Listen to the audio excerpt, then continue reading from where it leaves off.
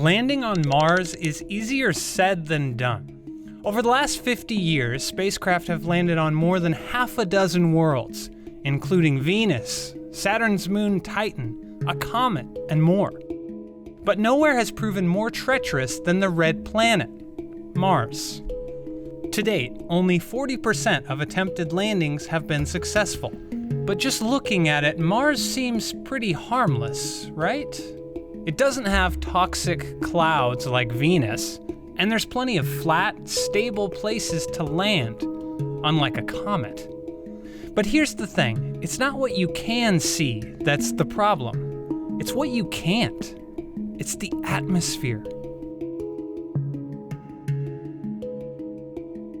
Mars's atmosphere is 100 times thinner than Earth's. Because Mars's atmosphere is so thin, it makes parachutes less effective. 10 times less effective, in fact. So let's say you could skydive on Mars, and let's use the same size parachute as one you would use on Earth. On Earth, skydivers' chutes slow them down to about 20 miles per hour. But on Mars, even with the parachute, you would still be falling at 200 miles per hour, which obviously is not good. Now you could make your parachute larger and slow down even more, and that's partly what NASA does.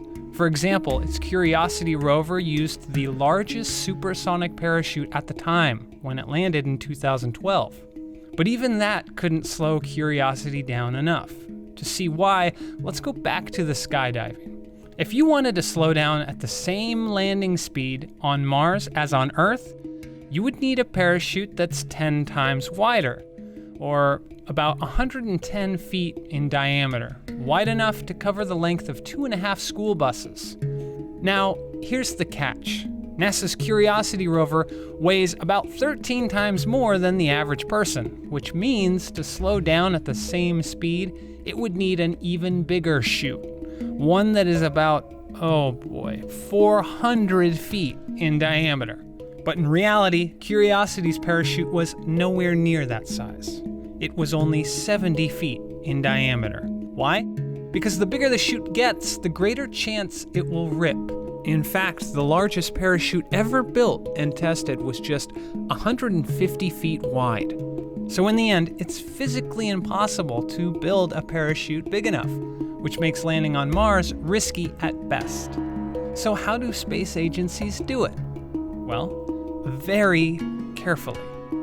First, the spacecraft deploys a giant parachute to slow down as much as possible, usually around 200 miles per hour. Then it fires retro rockets to take it the rest of the way.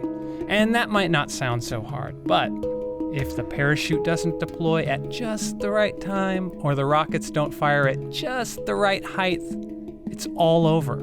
To date, only 3 space agencies have ever tried to land on Mars: NASA, the European Space Agency, and the former Soviet Union. None have a perfect record. So if landing on Mars is so hard, why do we keep doing it in the first place? It might be the best spot to search for signs of alien life. Or it could be that with each successful new landing, we come one step closer to the grandest ambition of all: to become the first species ever to inhabit a world beyond our own.